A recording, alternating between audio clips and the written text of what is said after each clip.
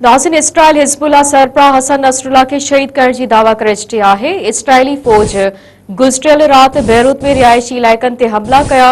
Israel जे हमलनि में 7 इमारतूं तबाह थी वयूं ऐं 6 ॼणा शहीद थी विया। इसराइली फ़ौज दावा कई आहे त हमले में हिज़्बुल्लाह सरबराह हसन नसरुल्लाह मारिजी वियो आहे।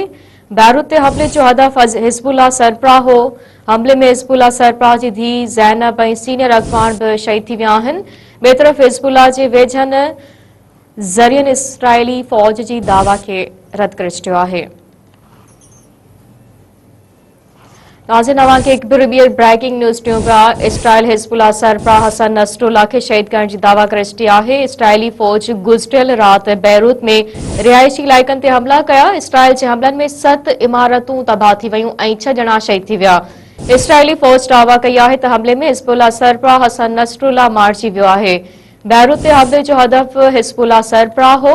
हमले में हिज़्बुल्लाह सरबराह जी धीउ ज़ैनब ऐं सीनियर अॻवान बि शहीद थी विया आहिनि। ॿिए तरफ़ हिज़्बुल्लाह जे वेझनि ज़रियनि इसराइली फ़ौज जी दावा खे रद्द करे छॾियो आहे।